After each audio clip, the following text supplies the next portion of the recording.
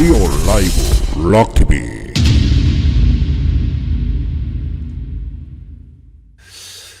자, 이 안타까운 사건이 벌어졌는데요. 지난 주말 서울 성북구 다가구 주택에서 2명도 아니고 말입니다. 4모녀가 자살한 것으로 알려져 시민들의 충격과 안타까움을 보이고 있는 가운데, 자, 이와 유사했던 지난 5년 전인 2014년에 송파구 3모녀 자살 사건과 이것이 비교가 되고 있어서 무리를 빚고 있습니다. 자, 당시 송파구 3모녀 자살 소식에 좌파 성향의 시민단체들이 당시 재임 중이던 박근혜 대통령을 향해서 박근혜 복지가 죽인 것이라면서 말입니다. 청와대 앞에서 시위를 벌였고, 생활고를 토로하는 일가족 자살에 대번 현직 대통령의 실명을 거론하면서 집회를 벌였던 단체들이 지금은 말입니다. 그야말로 어디로 숨었는지 어디로 갔는지 침묵으로 일관하고 있다는 것입니다. 자, 경찰은 지난 2일 성북구 다가구 주택 관리자가 정말 하루도 아니고 몇 날 며칠을 이상한 냄새가 난다, 주민들이 지금 이 고통을 피해서 대피하고 있는 사람도 있다 해서 신고를 했습니다.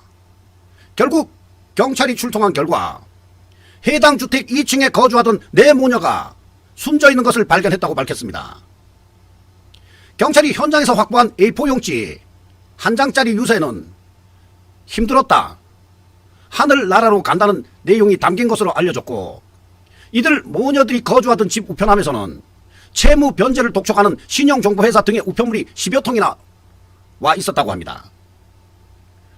그리고 최근 2, 3개월 동안 월세를 내지 못할 정도로 2013년부터 성북구에서 해오던 장사가 잘 되지 않았던 것으로 전해졌고, 이처럼 경제적 어려움으로 이들 모녀들이 극단적 선택을 했을 가능성이 큰 상황입니다.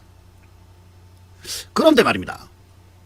박근혜 대통령 재임 시절 일어났던 지난 2014년 2월 26일 송파구에 거주하던 3모녀 자살 사건을 시민들이 다시 거론하고 있고, 송파구 3모녀 자살 사건 당시에 장애 빈민단체를 표방하는 이 좌파 성향의 시민단체들은 일부 언론의 동조와 더불어서 말입니다, 박근혜 복지가 송파구 3모녀를 죽였다 하면서 청와대 앞에서 집회 시위를 벌였고, 2014년 3월 3일 집회에서 이들은 3모녀가 죽음을 선택하기까지 국가의 사회보장 제도로부터 어떤 도움도 받지 못했다면서 박근혜 대통령의 기만적인 맞춤형 복지가 3모녀를 죽음으로 내몰았다고 주장을 하기도 했었습니다. 자, 이렇게 복지 사각지대가 만연해 사람들이 죽음으로 생각하는 상황에서 정부는 복지 부정을 잡는 데만 혈안이 되어 있다면서 박근혜 정부를 비판하는 발언들도 나왔고, 이들은 당일 집회에서 기자회견을 마친 뒤에 청와대 민원실에 박근혜 대통령과 문영표 당시 보건복지부 장관 앞으로 공개 질의서를 제출하기도 했었죠. 그런데 말입니다. 그런데 그때는 그랬던 이 시민단체들, 이 송파구 4모녀 사건에는 왜 이리 조용한 것일까요? 왜 이리 아가리 닥치고 있는 이 단체들에 대해 시민들 사이에서 이번 성북구 4모녀 자살 사건에 침묵하는 이들 단체에 대한 비판을 즉각 쏟아냈습니다. 2014년 송파구 사건에는 온갖 단체들이 들고 일어나 박근혜 정부를 살인자로 몰았으면서 이 성북구 문재인 정부의 4모녀 사건에는 무덤덤하다는 것입니다.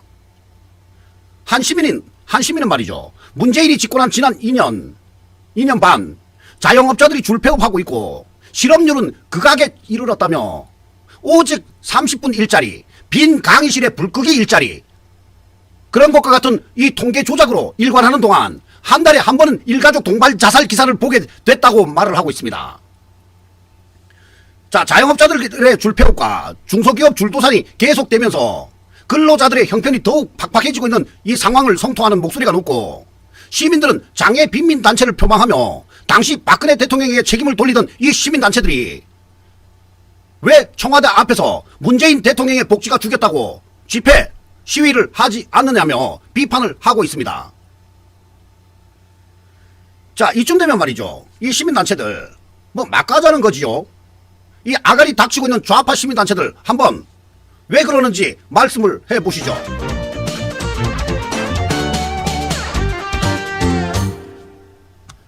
자, 이렇게 말입니다. 내로남불입니다. 이 내로남불의 화신들,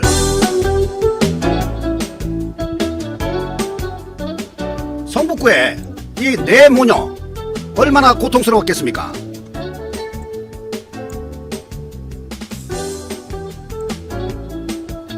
박근혜 정부 때는 그렇게 들고 일하던 이 시민단체들 지금 도대체 어디로 간 것입니까?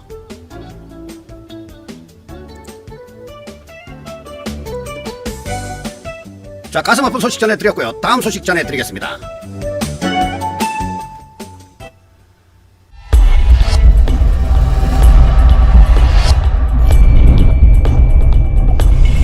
리오 라이브 락TV